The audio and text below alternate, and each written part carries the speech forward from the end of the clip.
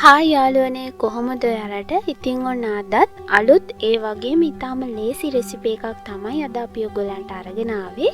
අපි අද කියලා දෙන්න හදන්නේ විශේෂ අවස්ථාවලදී අපිට දැක ගන්න පුළුවන් කතුරු මුරුංගා කොළ මිශ්‍ර බැදුම හදාගන්නේ කොහොමද කියලා.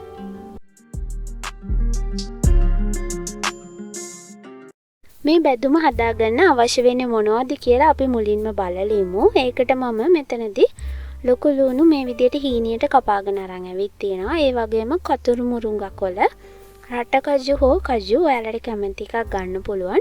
වියලි මිරිස් මේ විදිහට කපාගෙන, කරපිංච කොළ, පපඩමුත් මේ විදිහට පොඩිවට කපා ගන්න ඕනේ. නූඩල්ස්, සුදු ලුණුත් මේ විදිහට රවුමට කපා ගන්න ඕනේ. ඊට පස්සේ කෑලි මිරිස් කුඩු සහ ලුණු කුඩු තමයි අපිට මේකට අවශ්‍ය වෙන්නේ. අපි දැන් මුලින්ම මේ ටික බැද ගන්න ඕනේ. ඒකට මම මේ විදිහට භාජනයක් ලිපේ තියලා අවශ්‍ය තරම් ප්‍රමාණයට තෙල් එකතු කර ගන්නවා.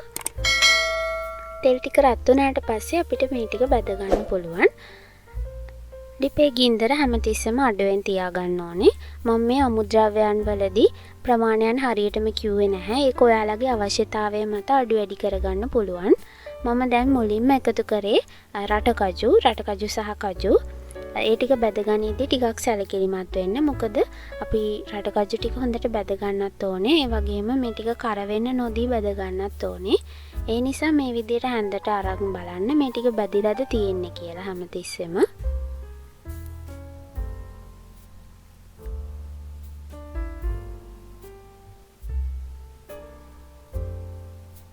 මේ විදිහට ගෝල්ඩන් කලර් එකක් ආවට පස්සේ අපේ රටකජු ටික බැදිලා තියෙන්නේ හොඳට. අපිට පුළුවන් මේ ටික ලිපෙන් ඉවත් කරගන්න. ඒකට මේ විදිහ තෙල් හැන්දක් පාවිච්චි කරන්න. ඔයාලට තෙල් බේරලා ඊටාම් පහසුවෙන් අරගන්න පුළුවන් එතකොට.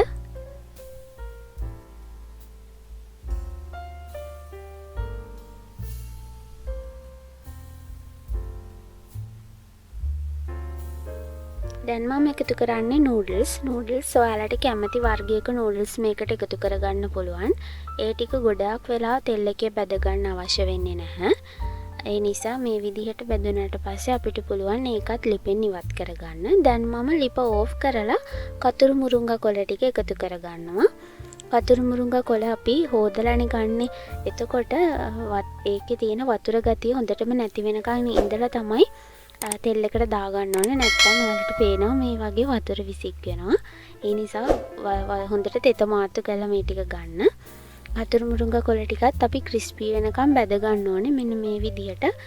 හැබැයි ඊටාම් පරිස්සමින් මේක කරගන්න ඕනේ. කොළ ටික කළු වෙලා කර වෙන්න පුළුවන්. ඒ නිසා මේ විදිහට තෙල් ලිප ඕෆ් කරලා මේක බැද ගන්න ඕන ගොඩක් සුදුසුයි. දැන් අපි ඒකත් මේ විදිහට ඉවත් කරගමු. දැන් නැවතත් ලිප ඔන් කරගන්න ඕගොල්ලෝ. ඊට පස්සේ අපිට පුළුවන් පපඩම් මේ විදිහට පොඩිවට කපාගෙන එකතු කරගන්න. පපඩම් පුළුවන් තරම් පොඩිවට කපා ගත්තම තමයි මේක ලස්සන. දැන් ඒකත් මේ විදිහට ගෝල්ඩන් කලර් එකකට ආවට පස්සේ අපිට පුළුවන් තෙල් ටික බේරලා ලිපෙන් ඉවත් කරගන්න.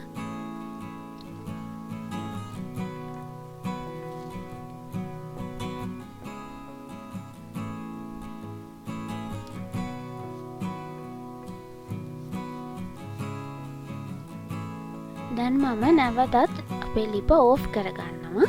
ලිප ඕෆ් කරගෙන කරපිංච කොළ ටික එකතු කරගන්නවා. කරපිංච කොළ ටික නම් මේ විදිහට තෙල් එකට දැම්ම ගමන් වගේම අපහු ගන්න ඕනේ. ඒක ඉක්මනින් බැදෙනවා. කොළ ටික කර වෙන්න නොදී අපි ගන්න ඕනේ. දැන් අපි ලිප නැවතත් ඔන් කරගන්නවා. ඊට පස්සේ අපි සුදු ලුණු ටික එකතු කරගන්නවා. සුදු ලුණු ටිකත් රන්වන් පාට වුණාට පස්සේ අපි ලිපෙන් ඉවත් කරගන්නවා. ඊට පස්සේ මම එකතු කරගන්නේ වියලි මිරිස්. වියලි මිරිස් මේ විදිහට පොඩිවට කපාගෙන ඒ ටිකත් බැද ගනිද්දී අපි ටිකක් සැලකිලිමත් වෙන්න ඕනේ. මොකද මිරිස් කරල් ටිකත් අපි හොඳට බැද ගන්න ඕනේ. නමුත් ඉක්මනට කළු වෙලා කර වෙන්න පුළුවන්. ඒ නිසා මෙන්න මේ වගේ පාටකට එද්දී අපිට පුළුවන් මේ ටික ලිපෙන් ඉවත් කරගන්න. දැන් මම අන්තිමේටම ඉතුරු වෙලා තියෙන ලුණු ටිකත් එකතු කරගන්නවා. ලුණු ටිකත් මේ විදිහට රන්වන් පාට වුණාට පස්සේ තෙල් ටික බේරලා අපි ලිපෙන් ඉවත් කරගනිමු.